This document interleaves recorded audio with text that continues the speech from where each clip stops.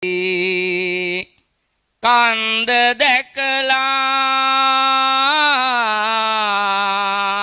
බඩ දනවා පව්කල ගොනෝ පව්කල ගොනෝ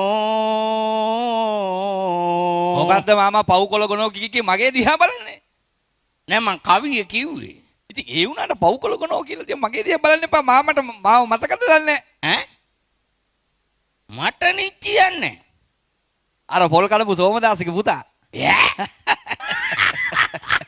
මේකා මුඩේ ගහගෙන ගම වටේ ඇවිද්ද මේක දිගට මැදගෙන යනවා මාමා මම දැන් කොළඹ රක්ෂණ සමාගමක වැඩ කරන්නේ මේ මට ඔය ඔක්කොටම කලින් කියනමද ඔව් වැසිකිළිය කොහෙද තියෙන්නේ කියලා මට තේරුණා උඹ ඇඹරෙනකොට මොකක් හරි අමාරුවක් කියලා මාමා කියන්නේ මට වැසිකිළිය කොහෙද තියෙන්නේ වැසිකිලි තියෙන ඔන්න ඔතන උඩ ඔය තියෙන අර කන්ද උඩ ඔව් මගේ අම්බ උසයිනේ එතන කන්ද උසයිනේ උඩට යන්න එපා ඔව් ඉතින් උඹලා වගේ අන්තිම අමාරු වෙනකන් අපි ඉන්නේ නෑනේ බං වෙලාවට යනවා අවුවට නෑ ඕනේ ඒ ඕන්නේ අන්න කම්මැලි වුණා අන්න කම්මැලි වුණා ඌව බඩේ තියන් ඉන්න හොඳ නෑ ඵලයන් මාමේ ඒකට යන්න ඕනේ නෑ මට නෑ උඹ දුර දැකලා කම්මැලි වුණේ මම මේකේ ගොම ගෑවේ අලුත මට ආයි මේක එක එක ඒවා ගන්න බෑ උඹ ඵලයන් මාමා මට කියන්න හරි එකක් කුස්සියට යනකොට මේ වතුර කොහෙන්ද ගන්න කියලා වතුර මං ගේන්නම් උඹ ඵලයන් ඊ කතාවක් නෙමෙයි වතුර කොහෙන්ද ගන්න වතුර නැතුව යන්න ඉපා බං උඹලා පොඩි කාලේ ඔය පුරුදු කළා නැද්ද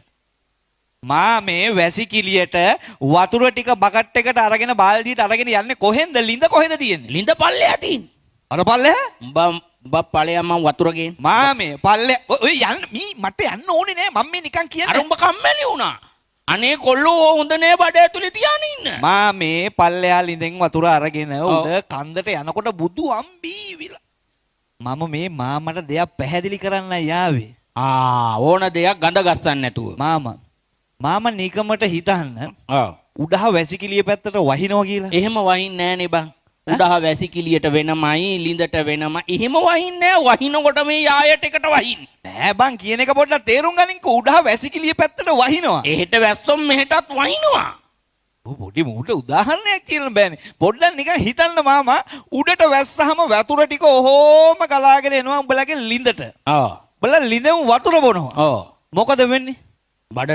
බඩට යනවා තනි කර ජර්ම්ස් තනි කර ජර්ම්ස් අනේ ඵලයා සමච්චල් නොකර ජෑම් කාපු කාලයක් මතක නෑ බං ලිඳට එන්න තියා අපි කන්න එපා ජෑම් මාමා ජෑම් නෙමෙයි ජර්ම්ස් කියන්නේ විස බීජ මාමට ඉන්නව නේද ළමයි කී දෙනෙක් ඉන්නවද මට 10ක් ඉන්නවනේ ඊයා 10ක් ඔය හේනක් කෙටුවා නේද ඔව් ඒක කොටන්න වෙලාවක් තිබ්බද මෙහෙ කොට ඉන්නේ තුලා නෑ බං ඉතින් අපි දවල් දවසේ හේන කොටනෝ හවසට ආවම් පස්සේ ඉතින් මම මේ උඹට තේරුම් කරලා දෙන්න ආවේ ඔය ජර්ම්ස් ටික බඩට ගියාම දැන් උඹගේ බඩේ ආසාදනයක් ඇති වෙනවා ඊට පස්සේ උඹ මේ ලෙඩේ රෝගය ගොඩාක් දුරදිග ගිහිල්ලා මාමේ උඹ මැරෙනවා නෑ එතකොට නිකමට හිතහන් නැන්දටයි අර ළමයි ටිකටයි යන කල මොකද්ද කියලා එහෙම මොකුත් අවුලක් වෙන්නේ ඒ මොකද මන් නැති වුණා කියලා අපේ ගෑනිට කිසි දෙයක් වෙන්නේ ඇයි බං අපේ ගෑණි දැනටත් මේ මම ඉඳලත් පාර යන ටිකට කී දෙනෙක් උසුළු විසුළුද බලහංකෝ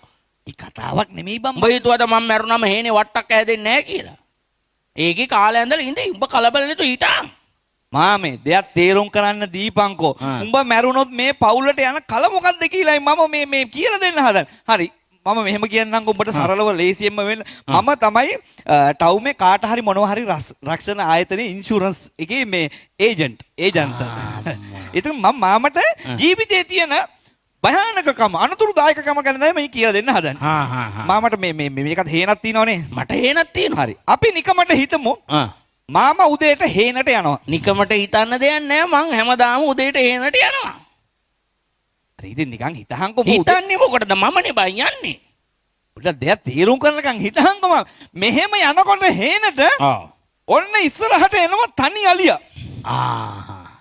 මාම බය වෙනවා මම මොකටද බය වෙන්නේ මොකද යකෝ තනි අලියා වහමු වෙච්ච පළවෙනි දවසේ මේ ඔය තනි අලියා මිනි 7ක් විතර මරලා තිනවා අයි පොලිසියෙන්ද කිව්වේ යකෝ මිනිස්සු මරපුවා හොයාගන්න බැරුව අලි මරපුවාද හොයන්නේ මාමේ පොඩ්ඩක් හිතහන්කෝ තනි අලියා මෙහෙම එනකොට උඹ බය වෙනවා. අලියා එනවා මෙහෙම මම මෙහෙම යනවා තනි අලියා ඕම යනවා. ඈ? මෙහෙම යනවා මං කෙහෙල් ඇවරිත් දීලා තියෙනවා. තනි අලියා මෙහෙම පිස්සු කියන්නේ බොරු කියන්නේ බම. බොරු මොකක්ද? අන්තිම බොරු මම මෙහෙම යනවා තනි අලියා ඕම යනවා. ඇත් ගව්ව හෙන්ඩු අරන් ඕම යනවා. මොකද? මම මෙහෙම යනවා ඔව්. තනි අලියා මෙහෙම යනවා. ඇත් ගව්ව හෙන්ඩුවත් අරන් ඕම යනවා. යකෝ තනි අලියට කොහෙද ඇත්තුවේ? ඇයියකෝ පන්සලේ පෙරහැරේ ඇත. ඌ තනි එකා තමයි අම්මපා බැඳලා නැහැ. ඊ මගුලක් නෙමෙයි බම් මේ. දැන් උඹ කිව්වේ තනි අලියා කියලා. මේ ඉන්නේ කැලෑ සතා. මේ වල් අලියා. කැලෑ සතා කියන්න එපා. ඌ පන්සලේ ඉන්න එක. නෑ මම මේ කියන්නේ වල් අලියා. උඹ කොහොමද වල් කියලා දන්නේ අලි? උඹ කොහොමද දන්නේ අලි වල් කියලා? දැන් මේක මට කියන්න දීපංකෝ උඹ මාමේ. කියා. උඹ අලියට බය වෙනවා. මම බය වෙන හිතහ. මම බය වෙනවා. උඹ බය වෙලා ඔව්. උඹ දුවනවා. මන්ද දුවන්නේ දැන්. ඔව්. අලියට බය වෙලා උඹ දුවනවා. ආ. අලියා එළවනවා උඹේ පස්සෙන්. ආ. කිසි කතාවක් නෑ උඹ දුවනවා. මන් දුවනවා. අලියා එළවනවා. අලිය එළවනවා. උඹ දුවනවා. ඔව්. අලියා එළවනවා. ඔව්. උඹ හොඳටම බය වෙලා මාමී. මම බය. හොඳටම බය වෙලා තියෙන්නේ. ඔව්. උඹ දුවනවා. අලියා එළවනවා. උඹ දුවනවා. පොඩ්ඩක් හිටා. අලියා එළවනවා. පොඩ්ඩක් හිටා. මට හොඳ වෙලා ආවේ කොයි වෙලාවේද? මොකද? මට හොඳ වෙලා ආවේ කොයි වෙලාවේද? නෑ මමත් බය වෙලා හිටපු හින්දා. මාම දුවනකොට ඔව්. අලියා එළවනවා. ඔව්. එතකොට කකුල පැටලෙනවා වට්ටක්ක වැලක. අලියාගේ. අලියාගේ නෙමෙයි මාමගේ. මගේද බං හැමදේම වෙන්නේ. ඔව් මාම දඩස් ගාලා වැටෙනවා. මම වැටෙන්නේ ඒත් මම. ඔව්. අලියා එනවා. ඔව් අලිය එනවා. කකුල උස්සලා බකස් ගාලා පාගනවා. වට්ටක්ක ගෙඩිය. ඉතින් බලංග මෙච්චර දෙන වට්ටක්ක ගෙඩිය නෙමෙයි මාමගේ ඔළුව. මාමගේ ඔළුව චරස් ගාලා පාගනකොට මාම අපේ ඉන්ෂුරන්ස් එකේ ඉන්ෂුරන්ස් වෙලා තිබ්බනම් ලක්ෂ 25 චෙක් එක මෙහෙම නැන්දට සටහස් ගාලා අපි දෙනවා. මට ඕක ඇත්ත කියන්න ඕන උඹ. ඔව්. උඹ ගමේ එකක්ද නොදන්න එකක් නෙමෙයි උඹට ඇත්ත කියන්න ඕන. ඔව් මොකද? මම මැරිච්ච ගමන් ගෑනිට සල්ලි දෙන්න බලන් ඉන්න එක මොකಾದ මට ඇත්ත කියා. මට ඌ පෙන්නහන් කොහේ හිටියත්. නෑ මට කියා. මං ගන්න බෑ. නෑ මාම මේක මේ අපේ ආයතනයේ හරි ආයතනේ හරි මොකෙක් හරි ඔය සල්ලි දෙන්නේ එක කවුද කියලා. නෑ මේක හිතහන්කෝ මේ අපේ ආයතනයේ උඹ ඉන්ෂුරන්ස් වෙලා හිටිය නැන්දට සල්ලි හම්බ වෙනවා ලක්ෂ 25. මම මැරුණාට පස්සේ ගෑනිට සල්ලි දීලා වැඩක් තියනවද බං? එයි මට තේරුම් නෑනේ මම මැරිලානේ. ඒ කියන්නේ උඹට සල්ලි ඕනද? මට සල්ලි එන විදියක් කියා. මාමට සල්ලි එන විදිහක් තියෙනවා. අන්න ඒක කියා. නැන්දකෝ නැන්දා. නැන්දා වැවට ගියා. වැවට ගියා. හරි. අපි හිතමු නැන්දා යනවා වැවට පන් කඩන්න. හිතන්න දෙයක් නෑ ගියා. මේක ඔය හැම එකම හිතනවා වැඩි බං. තේරුම් කරලා දෙන එක අහපන්කෝ. ආ. නැන්ද වැවට බැහැලා මේ තරමට විතර වතුරට යනවා. ඊට වඩා පොඩ්ඩක් උඩට ගනින්. එයි. එතකොට ඔක්කොම වැහිලානේ. මේ හරියට වඩා උඩට ගනින්. මේක මේ ගානට බැවුණා මේ ගානට බැවුණා. නැත්තම් හිතවල්. හරි මේ කරවටක් බැස්සයි කියමුකෝ. අන්න හරි. පන් කඩ ඉන්නවා. ඔව්. ඔන්න එනවා. සෝමපාලයා. මොකක්? ඕකගේ හැටිමයි. මොකද? ගෑණියෙක් වැවට බැස්සොත් ඕක වැව ළඟ. කොහේ හරි පඳුරකට මුවා වෙලා ඉඳී දවසේම. සෝමදාස නෙමෙයි මේ එන්නේ. උගේ කොල්ලද? ඌ ඊටෙහා. මේ ළඟදී ගෑනු මිනිස්සෙක් ඇඟට පැනලා කිව්වොත් නැන්දේ මම පිට අතුල්ලන්නද කියලා. ඊ මගුල් කියවන්න එපා මාමේ. මේ වැවට බැහැලා ඉන්නකොට මේ එන්නේ තඩි කිමුලා. ඈ? මිනී පහක් කාපු කිමුලෙක් එනවා. ඔබට කිව්වද? හිතහම්බම් මේ උඹලා අවදානමක් හැමදේම අනුන්ගේ දේවල් හිතන වැඩි බා. හිතහංකෝ කිමුලා එනවා. කිඹුලා එනවා. කට අරගෙන ඉන්න. කට අරන් එන්න. නැන්ද බය වෙනවා. අපේ ගෑණි. ඔව්. කිඹුලට. ඔව්. මොකෝ? අපේ ගෑණි කිඹුලට බයයි. එයි. ඕකි මේ යකෙකුට බය ඇති කියන්නේ මේවා. මේ හිතහම්බම් මේ කතාවක් නැන්ද බය වෙනවා කිමුලා එනවා. ඔන්න නැන්ද පීනනවා. නැන්ද පීනනවා. කිමුලා එනවා කට අරගෙන. නැන්ද පීනනවා. කිමුලා එනවා කට අරගෙන. නැන්ද හොඳටම බය වෙලා තින්නේ. නැන්ද පීනනවා. කිමුලා එනවා. කකුල පැටලෙනවා පන් රොත්තක. කිඹුලාගේ. නැන්දගේ. ඇයි බං අපේ ගෙදරේ උන්ටම ඔය හැම මගුලක්ම වෙන්නේ? මේ විස්තරේ කියන්නේ දීපන්කෝ. ඉන්නකොට කිඹුලා කට අරගෙන ඇවිල්ලා බකස් ගාලා ගිල්ලා. පන් ටික. නැන්දගේ ඔළුව බකස් ගාලා ගිලිනකොට අපි සටස් ගාලා මාමට ලක්ෂ 35 25 චෙක් එක දෙනවා. අපේ ඉන්ෂුරන්ස් එක එහෙමයි. හැබැයි අපේ ඉන්ෂුරන්ස් වෙලා ඉන්න ඕනේ අපේ ඉන්ෂුරන්ස් එකේ. අනේ බං ඉතින් ගෑණිගේ ඔළුව කෑවට පස්සේ මොකටද බං සල්ලි ලැබිලා? ඇයි? පුළුවන් නම් ඒ සල්ලි ටික දැන් දියන් එතකොට මං ගෑණි වැවට යවන්නේ නැහැ. කෙලින්ම ටැප් ලයින් එකක් ගහගත්ත ගෙදරට සවර් එකේ නෑවුවා. බෑ. එතකොට අනවසර රෙදි දෙමන්න ඕනෙත් නැහැ. ෂෝක් එකට කාමරය ඇතුලේ නාගත්තා. බලන්න තේරෙන්නේ නෑ බං. තේරෙනවා බං ඔය සල්ලි ටික කලින් දියන් එකෙන් මැරණකම් බලන් ඉන්නේ. මේ ඉන්ෂුරන්ස් ජීවිත රක්ෂණ උඹලට තේරෙන්නේ හරි නිකමට දැන් ඔය පොඩි කොල්ලකෝ කියහන්කෝ. අර ඉන්නේ අඹ ගහේ. ඔව්. අර ඉන්නේ ගහේ. මගේ හම්බේ අර දැල්ලනේ ඌ ඉන්නේ. ඔව් උඹ මොකද දඟලන්නේ? ඌනේ ගහේ ඉන්නේ. ඌ මට බලන්න බෑ උඩ. මේ දැන් ඕක හදිස්සියට වැටුණා කියහන්කෝ ඔය අත්ත කඩාගෙන. ඈ? ඔය අත්ත කඩාගෙන ඌ වැටුණා කියහන්කෝ. පිස්සුද බං? එයි.